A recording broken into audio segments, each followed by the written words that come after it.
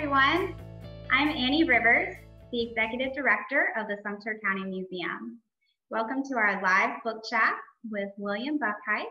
His book, The South Carolina State Hospital, Stories from Bull Street, provides a glimpse into a landmark that I'm sure many of us are familiar with, but maybe don't know all of the inner stories of it. We were actually supposed to host Mr. Buckheit for an in-person event back in March, but of course, due to the pandemic, we've had to cancel that event. While we wish that we were doing this in person, we're still very thankful to be able to do this virtual format and are honored to host him tonight and welcome all of you. Just to put in a plug very briefly for the museum, we are open again for our regular hours.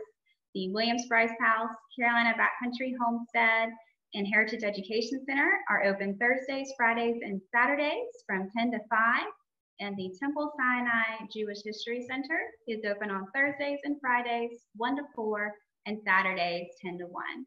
We also invite you to enjoy the serenity of our beautiful Martha Bryce Gardens on our grounds, where there's plenty of room to social distance.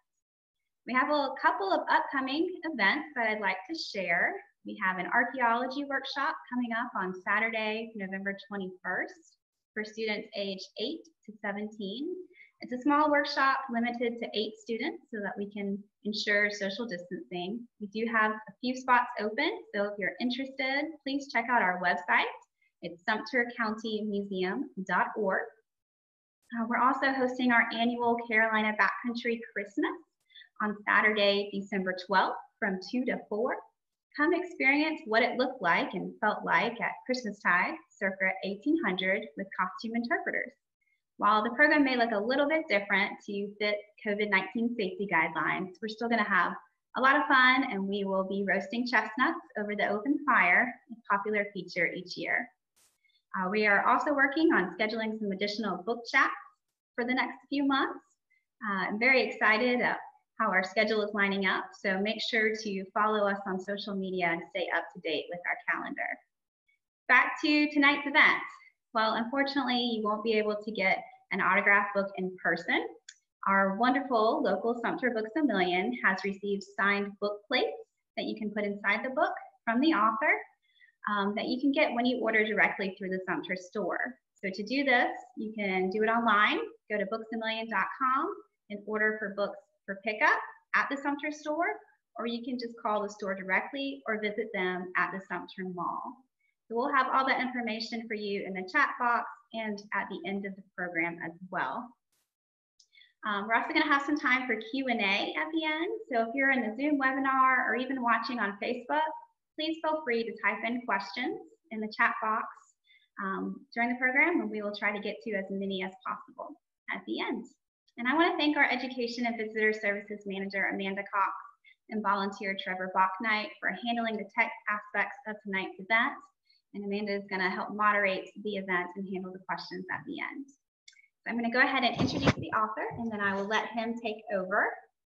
For nearly 2 decades now, William Buckheit has worked as a journalist in upstate South Carolina. He has won dozens of South Carolina Press Association awards and was named 2011 Reporter of the Year by South Carolina chapter of the National Alliance on Mental Illness. In recent years, he has become a part-time college English instructor and acclaimed wildlife photographer, whose photos of the great white shark have been published by National Geographic and the Smithsonian. This is his first book. He lives in Greer, South Carolina. Now I will turn it over to Mr. Buckheit, and we hope that you enjoy the event. Hey, everybody. As Annie just said, my name's William Buckheit, and this is the first one of these I've done. So a little nervous, so bear with me. I'm excited about it, though. And first of all, I want to thank Amanda and Annie with the Sumter County Museum for having me, for putting this event on. I also wanted to thank Tracy Miller at the Sumter Books A Million for helping coordinate the event too, and getting in touch with me. I'm very happy about that, and I'm thankful to all you guys.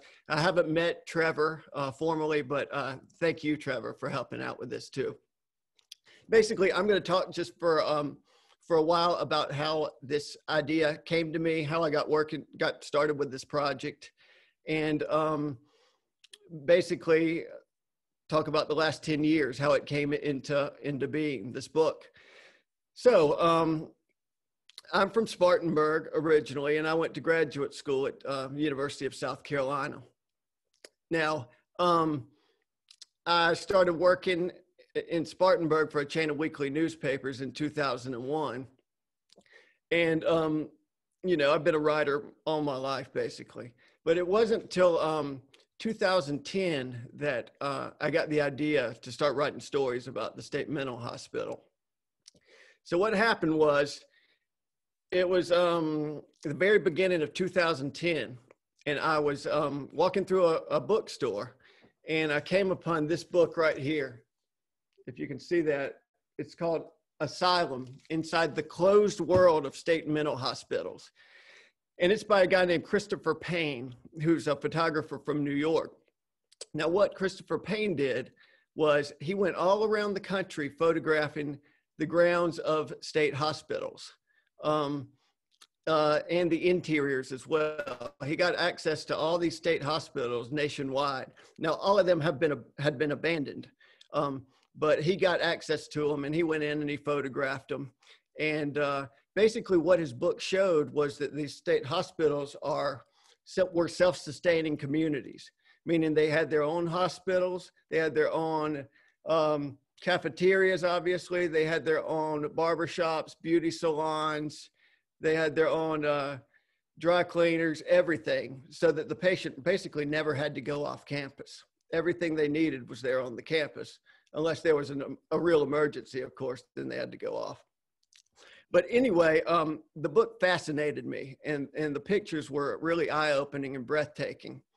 And right around 2010, I was starting to get into photography as well. Now, I mean, just starting. I had a little Canon Rebel, and I was doing my best, and I was looking for things to photograph. And I thought that idea that Christopher Payne had would be the coolest thing to try to do. So I started thinking, well, maybe I'll head over to Columbia, and maybe I'll try to get into the state hospital there and photograph it. Because, you know, I had ideas that I wanted to put a book together. So what happened was, it was Super Bowl Sunday of 2010. And I believe the Seahawks were playing the Patriots. It might've been the Eagles playing the Patriots. Anyway, I'd been in a bachelor party in Charleston the night before, and I was coming back through Columbia on my way back to Greer. And I pulled into Bull Street, and I drove to the very back of the campus. There's these 4 identical buildings, and they were the maximum security buildings. And I pulled up behind one, and I started taking some pictures of the outside. It was a real cold and rainy day.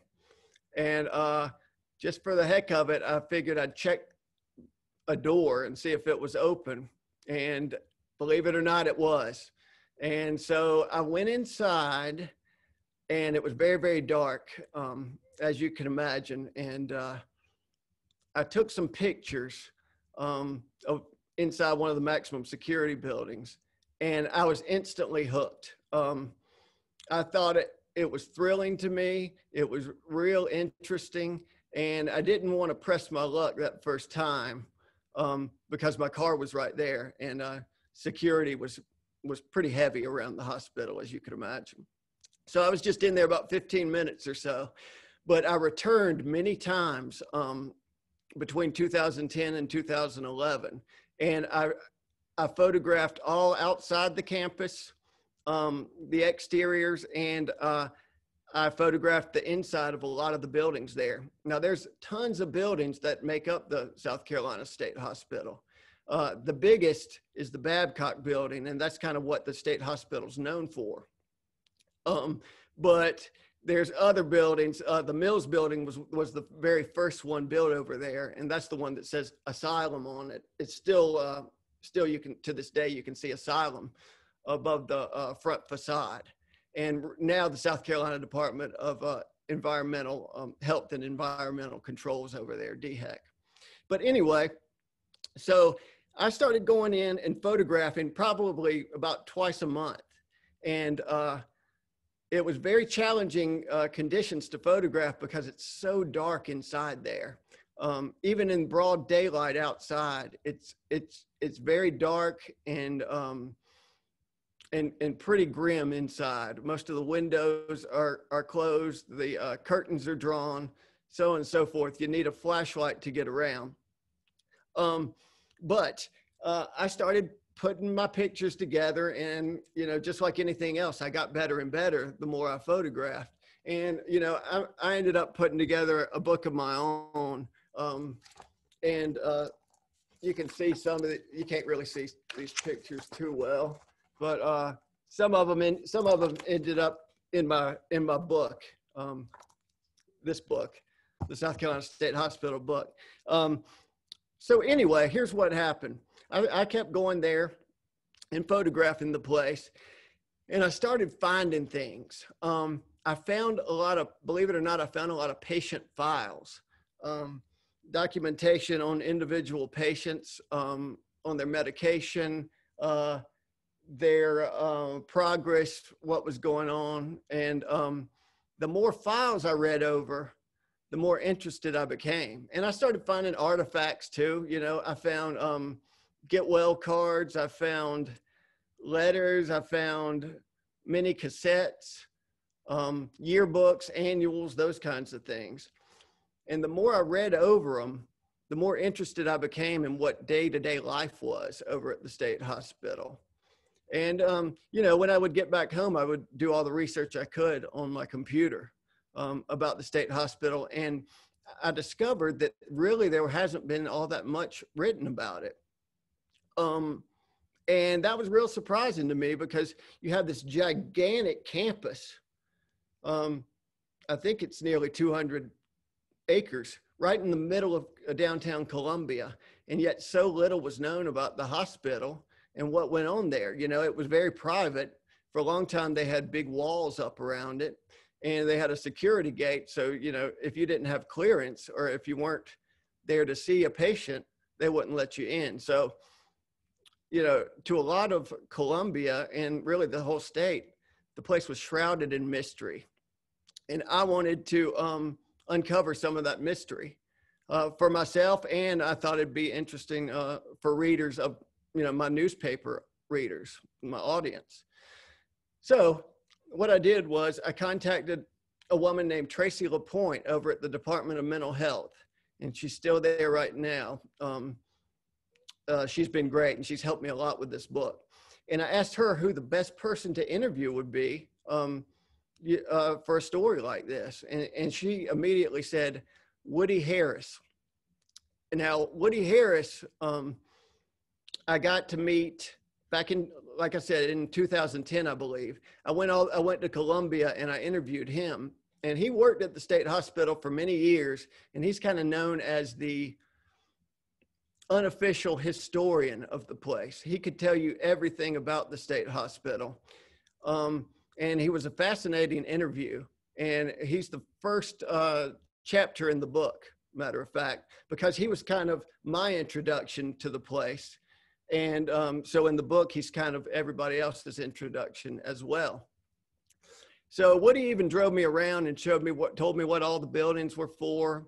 And he just, he did a bang up job on introducing me to the place. So when I left him, I said, well, Woody, you know, who should I interview for this project? Who's the best person to interview? He said, interview Elbert and Gertrude Metz. He said they worked there many, many, many years. Now, Gertrude and Elbert Metz, they're both dead now, but they lived to be in their 90s. And I spoke to them in 2010. And basically, they both started working at the state hospital right before World War II. And Elbert, actually, they didn't know each other. And Elbert got drafted and had to go fight in World War II. And when he came back, he resumed his work over at the state hospital. He worked fire safety. And Gertrude was in nursing and eventually became the head nurse of the hospital. But anyway, they met soon after he returned at an employee dance that the state hospital hosted. And they fell in love, they got married, and they were together up until Elbert died, which he died about 7-8 years ago. And Gertrude died probably 4 or 5 years ago. They were both in their 90s, like I said. So they gave me the rare perspective of what the hospital was like before the advent of medicine, all this psychotropic medicine and all these sedatives that came around in the middle of the 20th century, you know, Thorazine, and there's several other, they don't come to me right now, but Thorazine, and then you had all the other medicines that came out, basically where they could sedate patients just with a shot instead of using the actual restraints that they used to, like straitjackets, leg restraints, all those things. So I spoke to the Metzes. They gave me a fantastic story. In fact, they gave me such a good story, I broke it into 2 parts. And we printed it in our weekly newspaper around Spartanburg. And before I knew it, I had a series going. They directed me to another nurse, and then that nurse directed me to another person, and so on and so forth. And I think Annie mentioned that I won the 2011 Reporter of the Year from the National Alliance on Mental Illness, which is NAMI. Well, I won it for the series of articles I did on the hospital back in 2010 and 11. And of course, those stories ended up in the book. So what happened basically was I got to about 7 or 8 stories, and I was thrilled with how it was working out. I was very pleased with it. I was learning a lot. Hopefully my readers were learning a lot from people who worked there. You know, each story I would profile a different person. But you know what? I ran out of people to interview. Eventually, I got to the point where Tracy LaPointe couldn't tell me anybody to interview for the book. I ran out of former employees there. I knew they were all around Columbia, but I didn't have any real inside contacts in Columbia. So basically, I tabled the project. To be honest with you, in 2011, I thought the project was over. I didn't think I'd ever return to it. But I was proud of it. I was pleased with it. I went on about my life. I went on writing. You know, I went on photographing and really went headfirst into photographing. And it's something I've really loved and got decent at over the years. But went about my life. And then in 2018, I moved to Charleston, started a little business there. I didn't live there long. I came back, and this was around the summer of 2018. I started thinking about the Bull Street Project, and I started thinking maybe this is something I could resume. You know, maybe this is something I could write a book about. Well, one thing the business in Charleston taught me was how to use Facebook advertising, and I took out a Facebook ad in Columbia looking for people who worked at the old state hospital, and immediately I started getting results, and I got a lot of results. I opened up, you know, I started the Facebook page for the South Carolina State Hospital, and people began contacting me. So many people, in fact, that I was able to kind of determine who in the group I wanted to talk to. Now, it was important to me to have diversity in the book.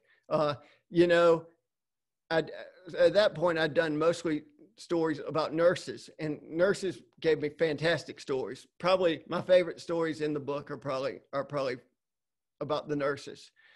But I wanted diversity. You know, I wanted other people that worked there, and I started finding them. And so now my book, as it is now, it features several nurses, like I said, a nurse's aide, a psychologist, social workers, the pastor of the state hospital, Tom Summers, who I went to interview in Columbia as well. I interviewed volunteers. I interviewed the children of the former superintendent, William S. Hall. Interviewed recreational therapists, the director of budgeting. I wanted all sides of the Bull Street equation so that people got a wide angle view of the place. And I'm very pleased with the diversity I ended up with. So I started cranking out the stories. And once I got to 20, I submitted the idea to Arcadia Press in Charleston. And they accepted it.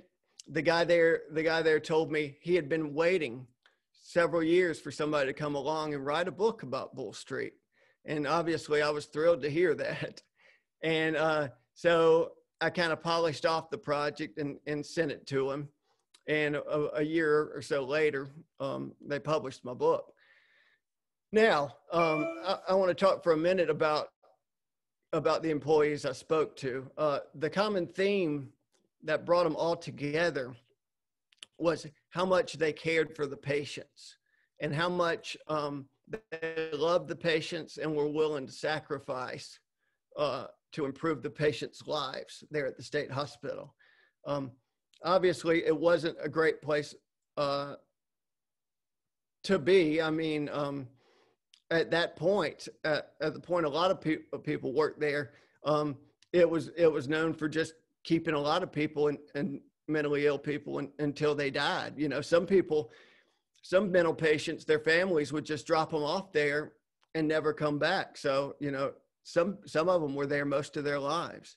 And so for a lot of them, these employees were the only family they knew. You know, they were the only friends they had. And in each of my stories, or each chapter in the book, I think that really shines. How much these employees were willing to sacrifice for these patients. I mean, they could have worked anywhere else. They could have worked in another hospital and made twice the money. They could have worked jobs that were way less dangerous. And a lot of the people I spoke to were attacked by patients and hurt. Some sustained permanent injuries there. They endured quite a lot. The hospital was constantly understaffed. It was constantly under budgeted. They had tons of budget cuts there. So it was a fight throughout the 20th century to get enough money for the state hospital so that they could take adequate care of these patients. But obviously we're not the most well-off state in the country. So we were constantly in about the bottom 5% when it came to funding. And as a result, you know, there weren't enough nurses, aides, there weren't enough doctors. So these people had to work twice as hard to take care of the patients, but yet most of them made a career of it. Most of them were there 10, 20, 30, 40 years. And so they loved their job. Trust me, it was a tough job and a grim environment. So if they didn't like their work, they wouldn't have lasted there more than a week or a month. Like I said, the money wasn't good. They could have worked safer, happier places for sure. But they wanted to take care of the patients and make their lives better. I'm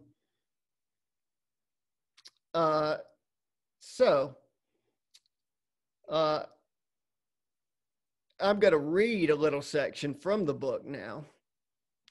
I'm going to read, there's a chapter. Here's the book, obviously. And you can buy it at the Sumter Books A Million, autograph copies. So do that, please. But this is a woman, her name is Ruth Westberry. And this is her chapter. There's a few pictures of her. There's a picture of her back when, in modern times. And luckily I was able to meet her at a book event back in January. She still lives in Columbia. She's sharp as a tack. And believe it or not, people had me signing their books at the event, and they had Ruth Westberry signing their book in the chapter right under her picture. So I'm going to read a little segment from her chapter because I think it really shows the compassion and love that the employees had for the patients. I'll give you a little background real fast. Ruth Westberry, she wanted to work pediatrics. She did not want to work in a mental institution. And she got her nursing certificate. She got licensed and all of that. And then she got married and decided to have all her children. So she had, I think she had 3 or 4 children. And then she raised them. And by the time they were almost grown or whatnot, she started applying for jobs as nursing jobs all around. But she had taken so much time off to mother her children that people were reluctant to hire her. So eventually she applied to the South Carolina State Hospital on Bull Street, and they accepted her immediately. And she got there and it was absolute pandemonium, she said. She started on Valentine's Day of 1966. And the hospital was just then getting integrated racially, just like the schools, just like businesses all across the country. Now, in the old days, there's a campus called the Crafts Faro Hospital, and it's about 7 miles from where Bull Street is.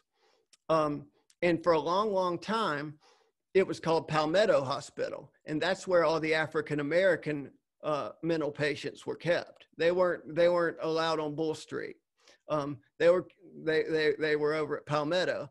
But once Bull Street was integrated, they sent all the Black patients over to Bull Street and made Crafts Faro campus a geriatric ward where the older mental patients were sent. So she arrived, Ruth Westberry arrived there, and the patients didn't know what was going on. The Black patients didn't want to be at Bull Street. The white patients didn't especially want them there. They were over-medicated, she said. Nobody knew what was going on. Everything was crazy. And she almost quit the very day she started, she said. But cooler heads prevailed. She's a tough woman, and she decided to stick it out. And she ended up staying there until the late 80s. And she took care of a lot of patients, and she took care of a lot of patients in the maximum security wards. She got to know a whole lot of the staff. She really educated me. And this is her quotation from my book, okay? And this is her talking about how you have to love the patients to work there, to work at the state hospital. And she says, working there taught me that mental illness was just as much an illness as any physical illness. You can give patients pills and they might control the symptoms, but they won't cure it. You have to love the patients and let them be themselves and feel like they are needed somewhere. I didn't know what I was walking into when I applied at the state hospital. Every day was a new lesson in life. It was my calling, and I believe that firmly. I always said I wanted to be a pediatric nurse and that the last place I would work would be a psychiatric hospital. But I found out that psychiatric patients are a lot like children. They want to be understood and they want to know what's going on. It was a good life experience and I don't regret any part of it. So I wanted to read that to you guys, and hopefully you guys will want to read the book if you haven't already. I appreciate all you guys being here and listening. And I'm going to turn it back over to excuse me, Annie. I almost said Amanda. I'm going to turn, Amanda. It is. It will Amanda. be me. Okay, so I'm going to turn it back over to Amanda at this point and try to field some questions that you guys have. Thanks so much for listening. I appreciate it.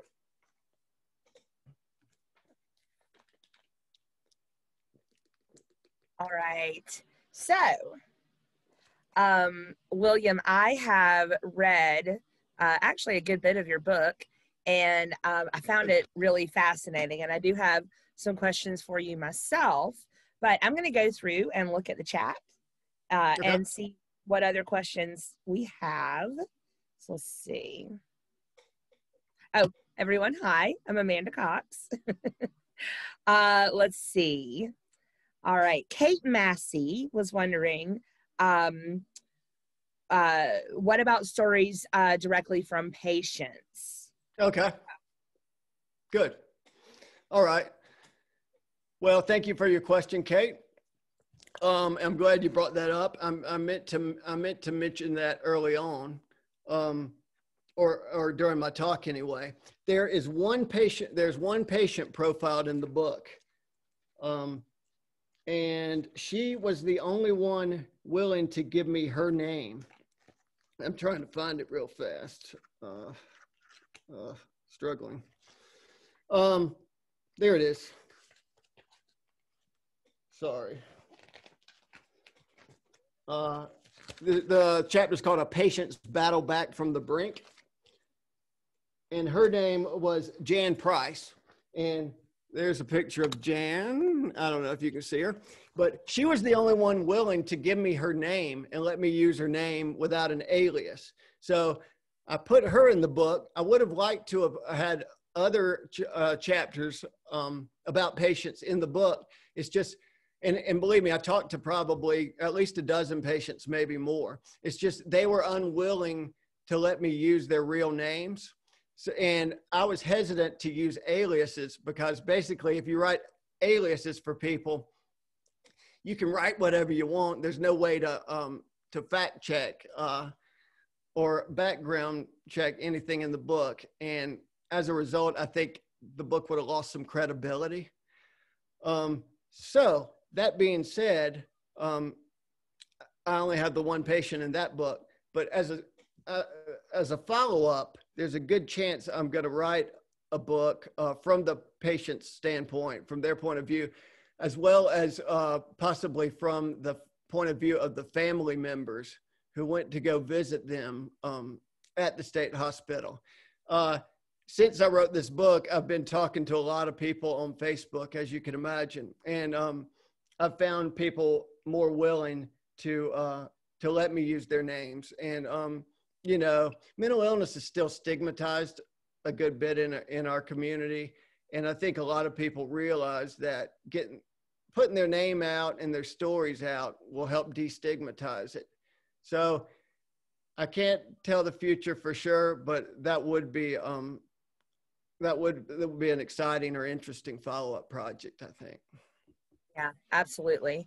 And that was actually a question that a couple people had. So I think we covered that. And let's see. So that is a potential future project that you would be working on. Yeah, and if there are any former patients watching or listening right now, and they're interested in talking to me, sitting down for an interview, they can contact me on my Facebook page. It's South Carolina State Hospital Book, or my personal page, William Buckheit, and I'd be happy to talk to them. It goes for family. That goes for family members too. Right. What a great idea. And if you'd like us to, we would be happy to put that on our Facebook page under this video. Okay, good. Yeah. So Terry Stokes said, let's see. Let me laser. It's going up. Okay, there we go.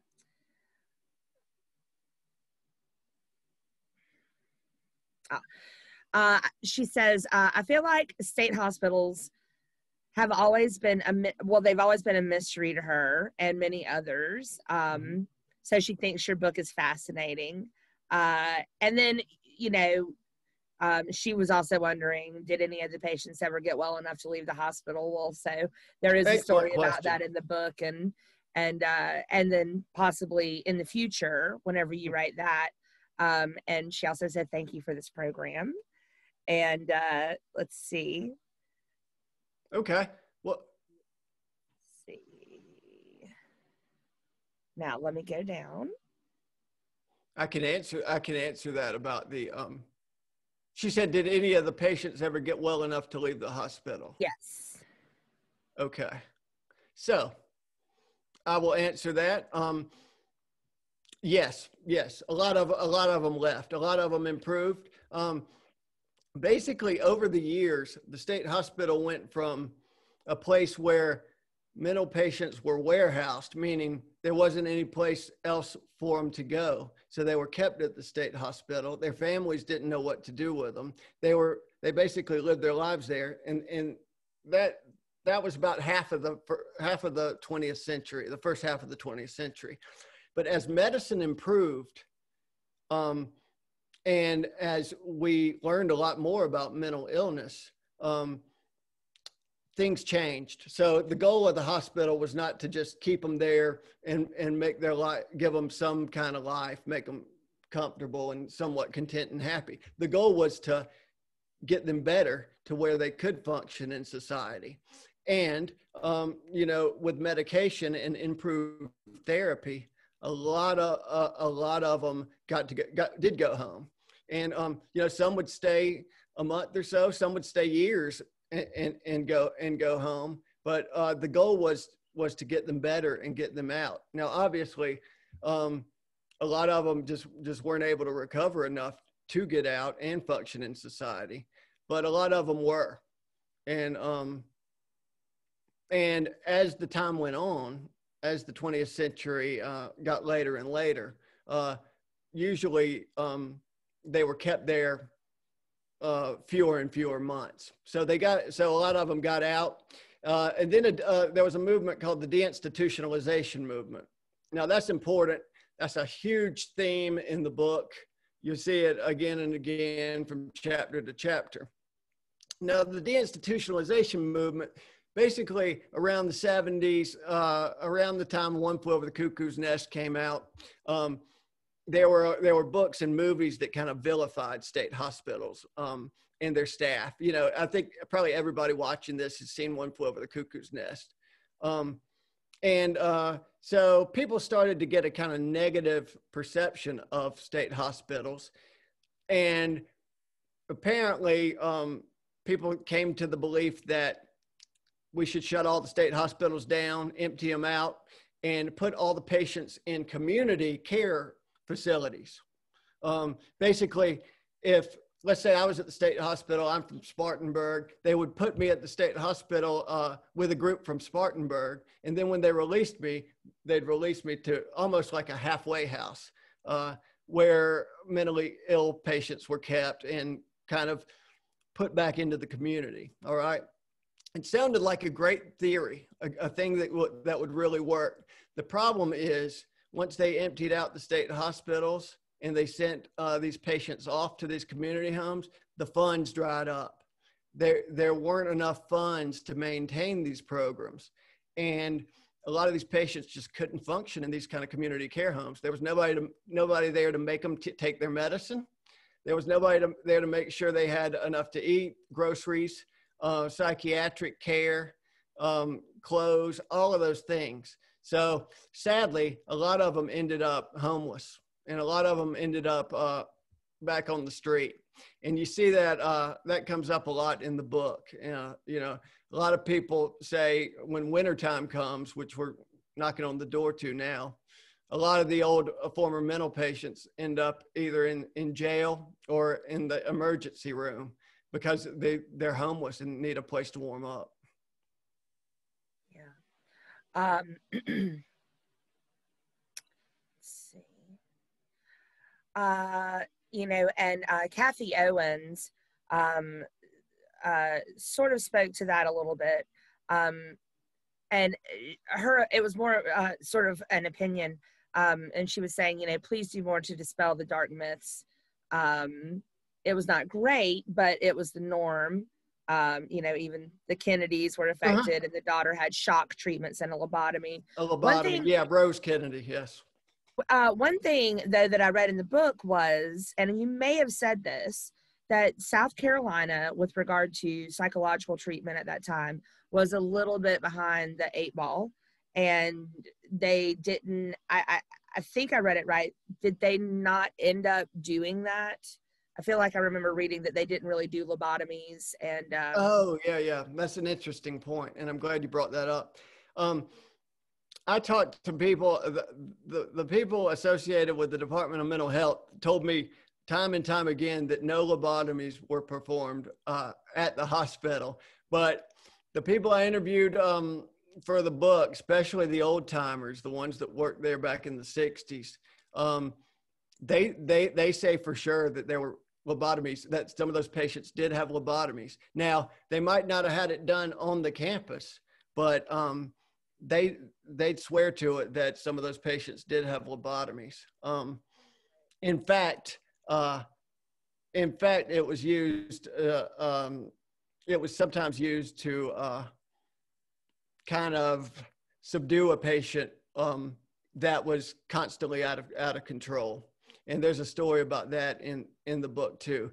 But yeah, lobotomies, that's by far, that's one of the worst things to ever happen in the history of medicine. No question about it. It was cruel and unusual. It was terrible.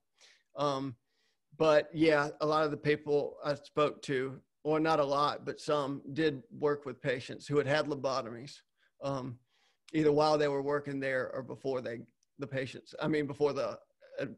employees had gotten there. Yeah. And real fast, sorry, about the electroshock therapy, that was very, very common to do to patients back in basically from the 50s to the 70s, very common. They overdid it back then. They would give too many shock treatments. They would give too high a voltage. You know, in and of itself, shock therapy is not a bad thing. In fact, it's used today still. Yes. They use it at Carolina Center for Behavioral Health, which is only a few miles from where I live. You know, for a lot of chronically depressed patients, it's the only thing that works. So it can be very beneficial. But back then, obviously, they had a ways to go with it, and they gave it too often, and it would really harm people's memories back then. Now, this is a question from our Facebook feed. Mary Boone, I was heartbroken the day that the Babcock building burned. Were you able to get before photos, or was the building already commercialized? Now, we know that you talked about that a little bit earlier, but I'll let you speak to that. Sure. Let me see if I can find one. Let's see. Okay. Well, here you can see it. There's Babcock. There's a view from the cupola that burned. I was able to get in Babcock a few times. Now, Babcock is an ancient building, and it is not safe. It was not safe to go into, even back in 2010. In fact, one day I was in there on the third floor, and my whole left leg went completely through the floor. The floor was rotting. It was wet in there, and it was very, very dangerous. I could have died. After that, I never went back into Babcock, but I did go a few times and took some pictures. There basically wasn't anything in Babcock at that point. A lot of people don't know this, but Babcock basically emptied out all its patients in the early 1980s because it was considered a fire hazard. So from the early 80s till the time the campus closed, which was around 2000, the central administration building had a lot of the employees' offices were there, but there were no patients in the wings. So I was able to get pictures, obviously, and it was a gorgeous building, and I'm gonna always miss the cupola or the dome. You know, anytime you got into Elmwood, coming down 126, I would see it, and I would get so excited. But it burned. From what I understand, though, they are still gonna turn the Babcock building into luxury apartments. That project remains in place, and they say it's going to take 40 months So, I don't know. I would imagine that they would try to rebuild the cupola somehow. I don't know exactly what their plans are there, but they do plan to make it apartments still. And they've done a lot with other buildings there. They've converted them into, there's a lot of offices there in the old buildings. And obviously the Firefly Stadium's there now too. Right, the minor league baseball park. Jason Massey has an interesting question. Did you get any information about religious or spiritual care for patients, or any sort of indoctrination that may have happened, anything like that? Yes. I'm glad you brought that up. There is a pastor, and I think I mentioned this during my talk. There was a pastor. Yes. There he is, right there. And his name is Tom Summers. And there he is nowadays. I went to interview him in 2011. He was the official pastor of the state hospital. And so he ministered the patients. He gave sermons. They had their own church at the state hospital. It was called the Chapel of Hope. And it's a big full-size church over there where patients could go and worship. They had worship services all the time. Before the chapel was built, which was in the 60s or something, the chapel was over in the Babcock building, and you could still see the stained glass windows of the chapel in the Babcock building. But Tom Summers told me quite a bit.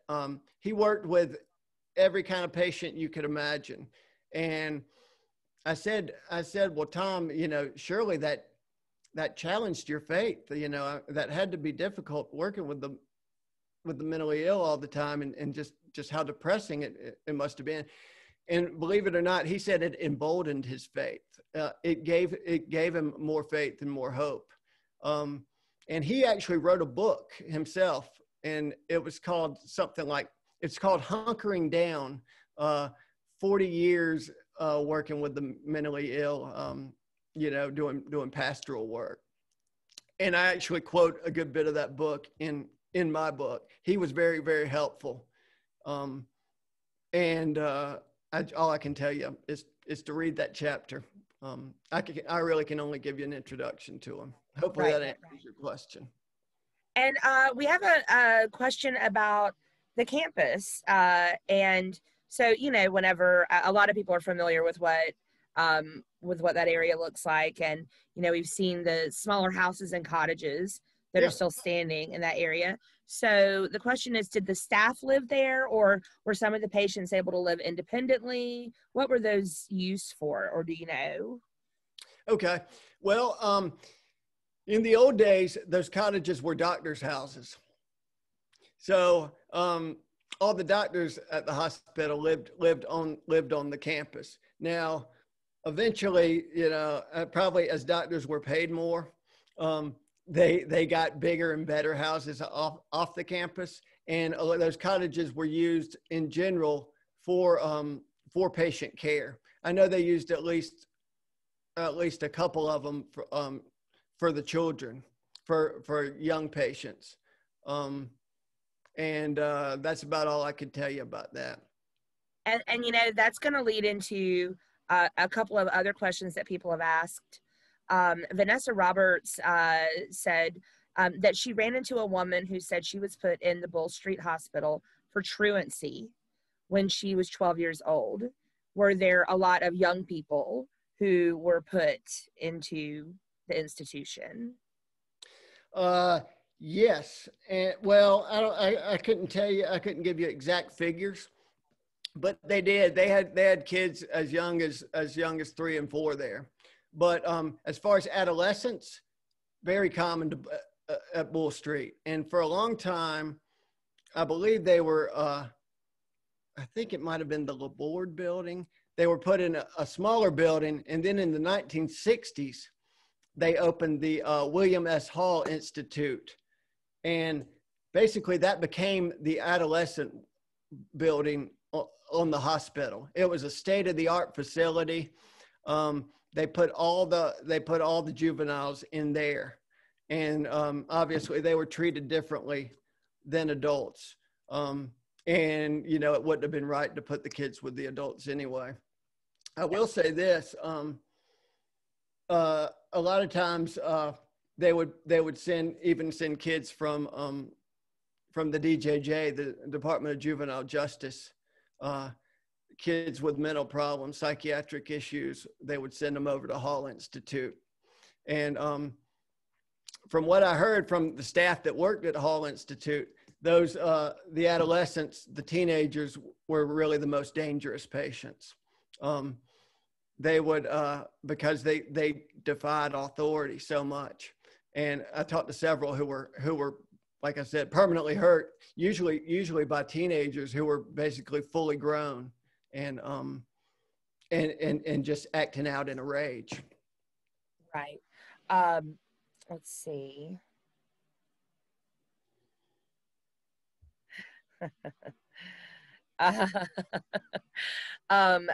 Let me ask you, I had a couple of questions for you as well. So you may have already talked about this, but you have a really interesting background. You know, thanks. From me, from you know, being a journalist, of course, and working for a newspaper, but you know, also I'm trying to remember. So you already had an interest in mental illness and mental health. I did, and I should tell you that I've always written stories about mental illness, about addiction, about illnesses or conditions that are stigmatized by the general public, kind of in an effort to destigmatize them. So it's always been kind of close to my heart, and that's why, yeah, this was just tailor-made for me, and hopefully I represented everybody well. But yeah, I've always written about mental illness and I mean, it is a subject that, you know, touches everyone in some form or fashion. It does. Yeah, absolutely. And so okay. Let me say this real fast, Amanda. Yeah. It's, you know, like I said, it's still stigmatized today. And the thing is, today, most people are glad there's no state hospital anymore. But now the problem is there is absolutely no long-term psychiatric care facilities in our state and in most states across the country. There is no place that anybody can go more than a week or two to get psychiatric care, even when they are in extreme danger to themselves and to other people. You know, there's Patrick Harris Hospital down in Anderson, and there's Bryant Hospital in Columbia, but the number of beds in the state's like down to a couple hundred now. And, you know, at one point the state hospital had 6,000 something patients. So I've spoke to one parent who had a child jump out of the car on I-85 when they were still driving, and they still couldn't get that child in anywhere more than 48 hours, just because there's just no place for them to go for help now. De-institutionalization is such a frustrating occurrance. And just the lack of help is stunning. I don't know what happened there. But, and I don't mean to go into something light, but because we're in Sumter, it's not really light, but because we're in Sumter, I'm going to ask this question. Did you ever speak with anyone? Because, you know, in Sumter, I know that there were also places where the criminally insane were kept at the hospital. Is that correct? Yeah. Oh yeah, yeah, they were in the Cooper building at the very back of the campus. Yeah. So, you know, Pee Wee Gaskins was from Sumter, and I was just wondering if you ever interviewed anyone that might be interesting to some of the people who are watching and listening right now. I don't know if that was anything that was ever discussed, if anyone ever brought that up, but yes, thought I would ask. They did. Matter of fact, I know for a fact, I know Pee Wee Gaskin spent some time in a couple of those back buildings at the back of the campus, the maximum security buildings. I believe he was in the Allen building at one point, and I'm sure he was at the Cooper building at one point. Like you said, they were for the not guilty by reason of insanity patients. Now, Pee Wee was never declared insane or anything like that. You know, he was declared sane, and that's why he spent most of his life in prison at Central Correctional Institute, CCI, which is only a few miles from Bull Street. Now, I spoke to a nurse named Rachel, and she told me that she saw Pee Wee Gaskins one time in the Burns building. Now, the Burns building was basically the hospital for the hospital. So if any of the patients had a physical malady, were sick, or had an injury or something like that, they would go to the Burns building. And they would also send the prisoners to Burns to get treated as well. So they sent Pee Wee Gaskins came through the Burns building several times to get treated for, I don't know if it was injury or, you know, a physical or what have you. But yeah, several people I spoke to saw Pee Wee while he was there. And, you know, he always had about 3 or 4 guards with him and was shackled and chained, as you might imagine, even though he's a tiny guy, but very dangerous. Let's see. You know, we had the question about, you know, Mary Boone again talked about, you know, the Babcock building burning, and, you know, were you able to get photos? And I really appreciate the photos that you took. You were talking about how it was very low light, and I just wanted, and I don't mean to, but I mean, these photos are fantastic. And, you know, the thing that really struck me was, let me see if I can find it. It was the pictures of where they still had, let's see, the shifts were written down. Oh yeah. There were still, I mean, it was like, in some places, it was like they had just left the building. Oh yeah, absolutely. It's like they just picked up one day and bolted. You're exactly right. I mean, yeah, I'm not sure if you can see that, but it says it's about officers transporting patients. That was actually in the Cooper building where the criminals were kept. And yeah, it still had that writing on the whiteboard, and it still had some places still had the daily ward schedule up, including when the patients could have smoke breaks and things like that. Yeah. I mean, I'm not going to show anymore, but the photos are really fascinating. Thank you. Thanks. Oh, here we go. I will show that one. Yes. But I mean, that's just incredible. There's a daily ward schedule. Yep. Isn't that amazing? Yeah. It was like that for probably 25 years. No, I mean, that's incredible. So ultimately, and I think you've kind of already answered this, but ultimately, what is it that you would like people to take away from this book? Okay. I guess I should have a short and simple answer for that. I don't, but I want, some people think I wrote the book, you know, to profit or whatever, or to get my name out there. You know, the main reason I wrote it was to give a voice to some of the patients. And like I said, I wanted to educate people about what daily life at Bull Street was like. I wanted to, you know, there's everything in the book. There's good, happy stories. There's a lot of sad stories. There's, you know, and I don't skim away from, you know, some of the neglect and patient abuse that went on there. But the one thing I want people to know is these people I interviewed and a lot of the staff there really gave all they could to help these patients. And they really cared for these patients. They got to know them.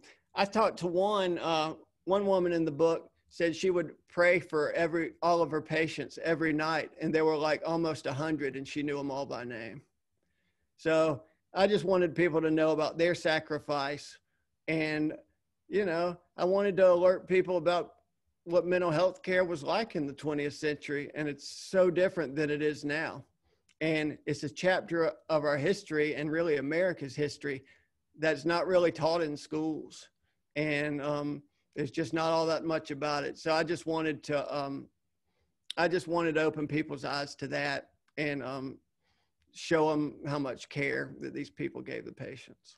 Right. And, you know, it also, you know, brings up the problem of deinstitutionalization, which I think, you know, a lot of people don't think about. No, they don't. Yeah. And I mean, it is just a huge problem. Now just about, you know, your writing personally, was this your first book? Because you said, you mentioned, and I know that you have the photography book. Yeah. Oh, yeah. I'm not counting that because I just put those together myself. The thing about photography books is they cost a fortune to put out because you have to put the pictures on really good, nice, expensive paper for them to look good. So I just kind of produce those myself. So I don't really count those. But yeah, this is my first book. I attempted a novel back about 20 years ago that was never published. But maybe I'll work on a novel eventually. But you know, I think there's a lot more interest and demand for nonfiction, and people love nostalgia and people love history. And so I think there's demand for another book, and demand's been pretty good for this one. I've been pretty pleased. Yeah. I think that there is this fascination with Bull Street. I mean, if you're from South Carolina, you're of a certain age, you have heard of Bull Street. Maybe not the South Carolina State Mental Hospital, but you've heard of Bull Street and you know what that is. And, you know, anyway, I mean, I'm getting into too much detail. I have a lot of personal feelings about this as well. So with regard to your writing, you know, people make strides whenever they practice something like sports or something like that. Do you do anything as a writer to improve your writing or work on your writing? Anything like that? Well, I guess the main way I can improve it is to just keep on doing it. And like I said, you know, I've been a newspaper reporter. I started in 2001, so we're going on 20 years. And I pretty much got it. I teach too. So, but when I teach, I don't have as much of a chance to write. But what I try to do is just keep cranking out stories. I did one. I wrote one this week about a nurse in Greenville who went to first to Detroit and then to Jacksonville to work with COVID patients over the summer. And man, it took me forever to write. Maybe because I was getting a little rusty, but I just keep writing. Writing's one of those things you got to keep doing, or just like any exercise, you do get rusty. But the main thing, the main way I think people can improve their writing is just to read a lot. Because I think in reading, you know, all books and articles by professional writers, I think you get a sense of how good writing sounds or how sentences should sound. So when you're actually putting them out yourself, you can recognize what sounds good and what doesn't. And if it doesn't, you know, you keep working on it. That is a common answer that we get from a lot of authors. Oh, really? So I'm not, yeah. Well, sorry I didn't break in any. No. I mean, I think it shows a consensus.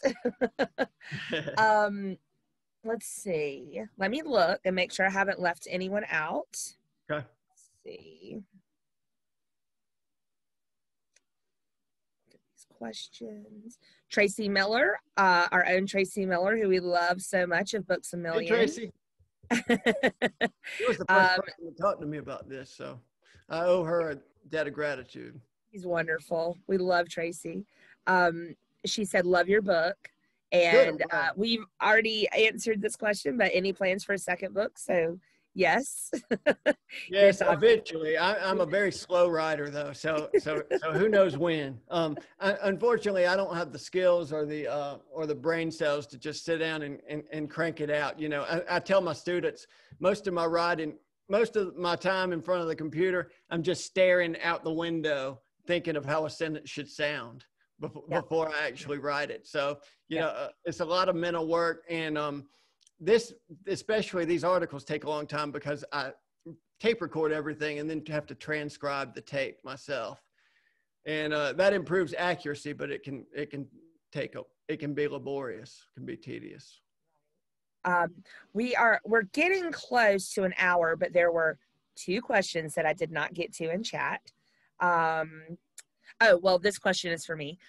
Terry Stokes, yes, this program will be available to be watched on our Facebook page in perpetuity, and it will also be on our YouTube channel.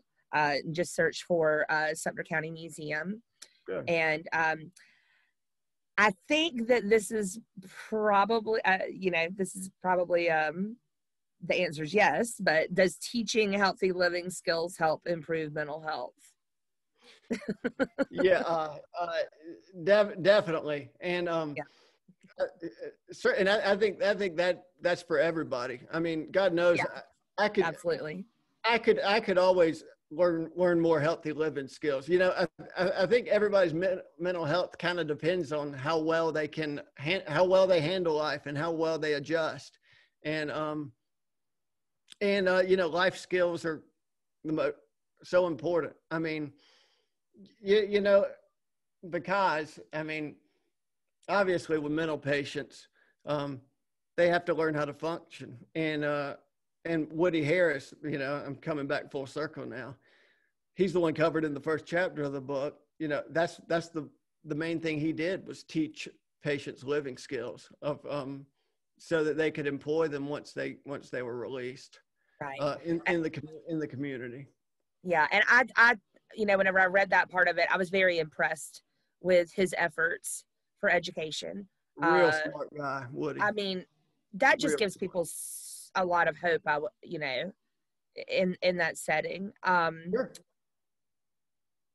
This has been wonderful. I can't wait to finish reading this. I am absolutely fascinated by it. I appreciate your enthusiasm, Amanda. Really. No problem. And, you know, also since, you know, the Babcock building burned, you know, I also think that there's, you know, I mean, yeah, there's even more interest in it now. Unfortunately, it was an absolutely beautiful building. It's unfortunate that it was. I hated it. I couldn't believe it when it happened. Yeah, that was sad, but a lot of people were saddened by it. Yeah. But on a happier note, if you are interested in buying this wonderful book, which may be backwards right now. No, it's right. It's correct. You can get this. For those of you that are in Sumter, we would ask that you buy from our local Books A Million. If you live in Sumter, you know that is our only bookstore. So we would like to keep that open. And we love Tracy as well. And we want to keep local jobs as well. So to do that, you can either go into the store and purchase one, or you can go to Books A Million, the regular Books A Million. You can put the book, you can purchase the book there, but make sure that you put that Sumter is the store that you want to buy from. And you will receive this book with a signed book plate for as long as they last. And we'll put all that information in below so that you can refer back to that as well. And I'm looking forward to your next book. And yeah, and one more fun thing, I'm trying to remember, I had it written down that I thought was really interesting. And then I'll be done. And it's just about you personally. Let's see.